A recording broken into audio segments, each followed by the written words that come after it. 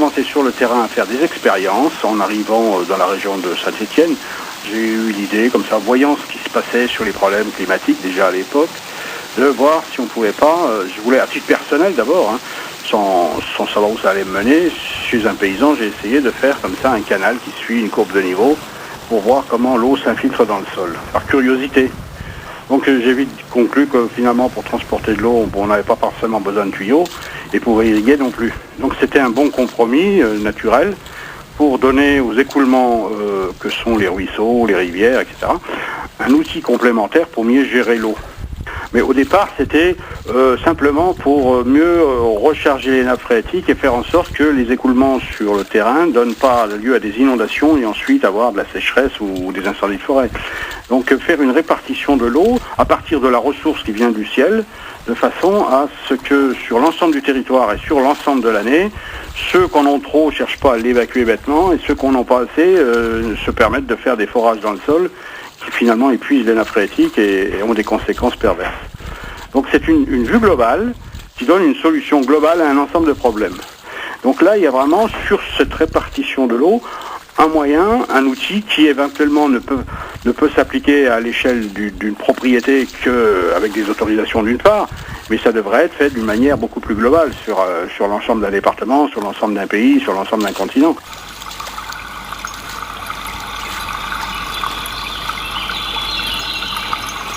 C'est un petit canal qui fait 50 cm de large, 1 mètre, 1 mètre 50 si on veut faire 30 km, qui n'est pas très profond, qui permet de prélever sur le côté d'une rivière, d'un ruisseau, de l'eau et l'emmène en suivant la courbe de niveau avec une pente de 1% et surtout pas bétonnée, de façon à laisser cette eau s'infiltrer dans le sol naturellement. Donc on en perd un peu en cours de route, mais pas tellement. Et cette eau, quand je dis perdre, elle n'est pas perdue. La plupart des gens disent l'eau, elle se perd en évaporation, l'eau, elle se perd en infiltration. Non, le cycle de l'eau qui fonctionne, on entend parler du cycle de l'eau, évaporation, nuages, etc. Actuellement, on a trop tendance, en voulant gérer l'eau simplement sur l'aspect financier, en disant qu'il faut économiser l'eau va être rare, etc. C'est complètement faux. L'eau, elle n'est pas rare. Il y en a 4 km d'épaisseur sur les 4/5 de la surface de la planète. Et le soleil, c'est une grosse machine à évaporer l'eau qui n'arrête pas de faire des kilomètres cubes d'évaporation pour la remettre en partie sur les continents. Donc la seule chose qu'a à faire l'humanité, c'est de bien la répartir quand elle nous arrive dessus. Mais le problème, c'est qu'il pleut pendant 2 heures, puis ensuite rien pendant 3 semaines. Que faut-il faire pour, à partir de cet élément naturel de la livraison ponctuelle, comment faire pour la faire rentrer dans le sol? Donc il faut réfléchir au fait que l'eau qui s'infiltre, elle n'est pas perdue, elle va rejoindre les nappes phréatiques, et il vaut mieux qu'elle descende à travers le sous-sol que directement sur une surface imperméable pour aller dans la rivière et repartir vers la mer. Le cycle de l'eau qui va de l'évaporation à la condensation, on fait reculer, on modifie, non pas par le CO2, mais on modifie le cycle de l'eau par des activités humaines qui sont la déforestation, l'imperméabilisation des sols, le drainage des cours d'eau. On endigue les cours d'eau pour empêcher que les cours d'eau aillent inonder les plaines dans lesquelles on a mis des tas de choses et on ne veut pas les détruire. Donc on accélère les écoulements. En accélérant les écoulements et en empêchant les inondations de se faire, on réduit le volume d'eau qui se réinfiltre dans le sol pour recharger les nappes. Et quand il n'y en a plus, on va les chercher de plus en plus profondes avec toutes sortes d'énergie. On raccourcit les déserts avancent, c'est-à-dire que là où c'est sec, ça devient encore plus sec et ça s'élargit. Donc l'eau, pour aller s'évaporer, elle est obligée de contourner ces masses sèches.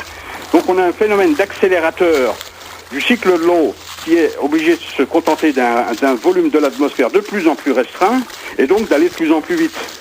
Et c'est cette accélération, en même temps que le long de cette ligne d'accélération du cycle de l'eau de l'équateur au pôle nord et au pôle sud, qui amène de la chaleur et qui fait fondre les glaces. Beaucoup plus que le CO2 dont on nous parle. Le CO2, pourquoi il y en a trop?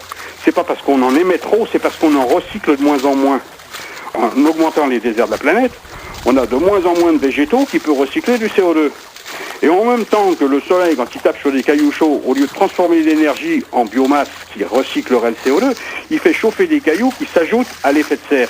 La réponse, c'est bien réhydrater l'ensemble de tous les terres sèches de la planète.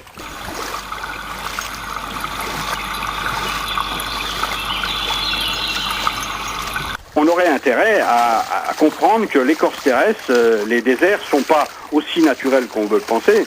Ils marchent avec des lois naturelles, Mais il faut comprendre que l'eau qui s'évapore pour aller de l'équateur, par exemple, pour se condenser au pôle Nord et au pôle Sud, et au sommet des montagnes, hein, cette eau se transporte grâce à l'air. Et l'air, lui, qui cherche un peu à transporter les voyageurs hauts, l'air, on peut le considérer comme un train avec des wagons. Quand les wagons arrivent à la fin de la destination, au pôle Nord, au pôle Sud, il continue sa boucle. On a aussi un cycle de l'air. Et cet air sec et froid, il circule au-dessus des nuages. Mais il revient chercher de la chaleur et de l'humidité pour refaire un tour avec, cette fois-ci, le cycle de l'eau en commun. C'est le cycle de l'air qui revient du pôle Nord ou des parties froides et qui arrive au sol qui amène de la sécheresse. Les déserts ne sont pas désertiques à cause du soleil qui chauffe des cailloux. Ils sont déserts à cause du fait qu'on leur amène de la sécheresse par le cycle de l'air qui revient. Si on faisait la gestion globale de l'eau par une promenade en suivant les courbes de niveau sur l'ensemble de la planète, pour repousser les déserts et réparer les erreurs des générations civilisées, eh ben, on arrive à faire en sorte que le cycle de l'eau, le cycle de l'air atmosphérique, il restera au-dessus des nuages partout, sans être obligé de revenir par terre.